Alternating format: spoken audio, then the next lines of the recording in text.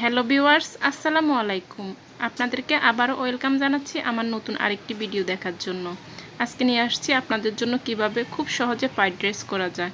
Fried rice আমরা কম বেশি সহজে রান্না করতে পারি, কিন্তু আমি কিভাবে রান্না করতে পারি সেটা আপনাদেরকে করে দেখাবো। আপনাদের কাছে যদি ভালো লাগে অবশ্যই আমার সাথে থাকবেন, আমার চ্যানেলটি সাবস্ক্রাইব করবেন। আর যারা এতদিন থেকে আমার সাথে আছেন তাদেরকে অসংখ্য ধন্যবাদ। ফ্রাইড রাইস ছোটো এবং বড়রা আমরা সবাই পছন্দ করে থাকি। অনেক টেস্টি একটা খাবার আর অনেক পুষ্টিকরও, যেহেতু এখানে অনেক ধরনের ভেজিটেবল ইউজ করা হয়। তো চলুন দেখে নেওয়া যাক কীভাবে সহজে করা যায়। আমার সাথেই থাকুন।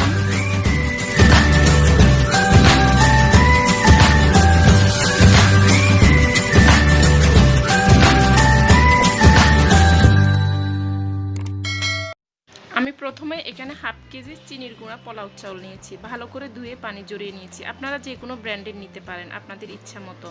আর এখানে বিভিন্ন আইটেম ভেজিটেবল নিয়েছি, ফুলকপি, সিম, পাতাকপি, গাজর এবং টমেটো। আপনারা বরবটি এবং অন্যান্য কিছু সবজি ইউজ করতে পারেন আপনাদের ইচ্ছা মতো।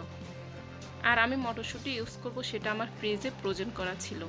এখন আমি চলে যাচ্ছি চুলায় আমি পর্যাপ্ত চাল থেকে 3 গুণ যতটুকু চাল নিয়েছি, মানে আমি হাফ কেজি চাল নিয়েছি আর 1.5 কেজি পানি চুলায় ফুটিয়ে নিয়েছি। ভালোভাবে যখন ফুটে উঠবে আমি একটু তেল আর লবণ দিয়ে দিয়েছি, আর কিছুই দিই নাই।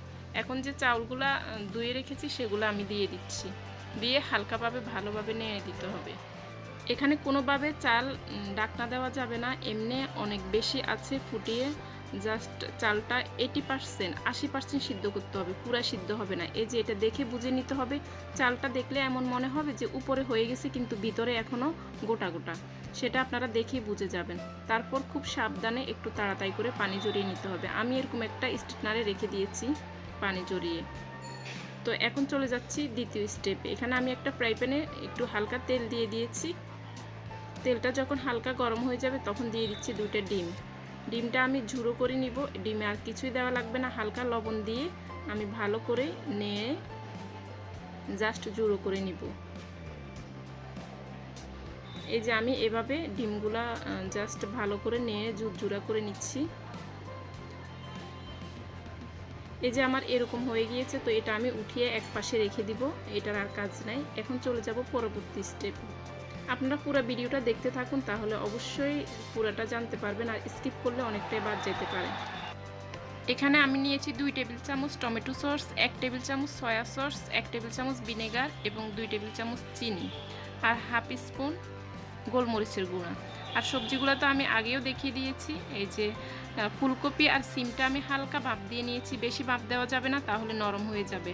আর গাজর, পাতাকপি, টমেটো ওগুলো ভাপ দেওয়ার দরকার নাই। এখন আমি লাস্ট স্টেপে চলে যাচ্ছি। বড় একটা পাতিলে আমি পরিমাণ মতো তেল দিয়ে একটু রসুন কুচি দিয়ে দিয়েছি। রসুন কুচিটা হালকা ভেজে নিতে হবে, একদম ব্রাউন করার কোনো দরকার নেই। যখনই সুন্দর একটা ফ্লেভার আসবে তখনই এটার কাজ শেষ।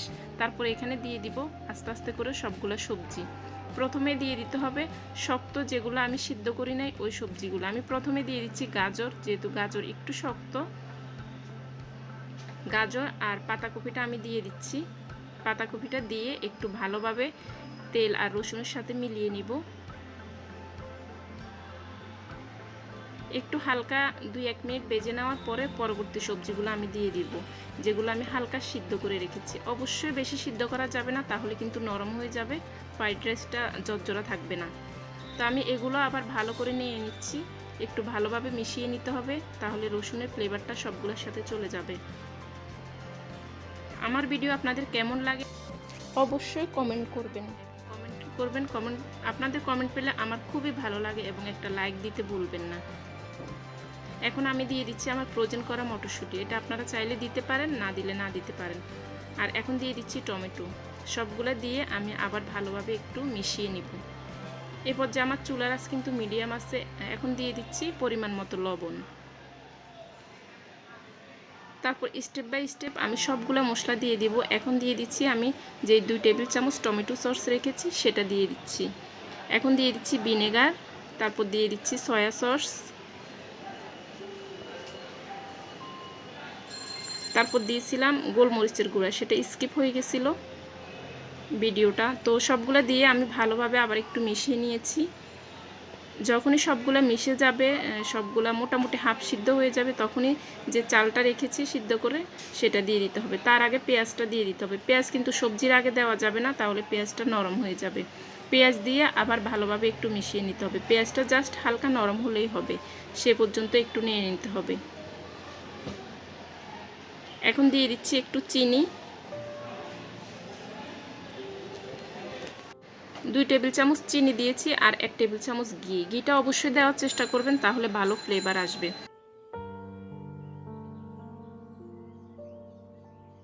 ওটা সিদ্ধ করে রেখেছি, ওগুলা দিয়ে দিব। ওটা দেওয়ার পরে খুব আলতোভাবে জাস্ট সবগুলোর সাথে মিশিয়ে নিতে হবে। এটাই। এ পর্যায়ে চুলার আঁচ একটু বেশি থাকবে, একদম কমানো যাবে না, তাহলে চালটা নরম হয়ে যাবে। সবগুলো মিশিয়ে নেওয়ার পরে উপরে যে ঝুরা করা ডিমটা রেখেছি সেটা আমি দিয়ে দিব। সেটা দিয়ে ভালোভাবে মিশিয়ে নিব।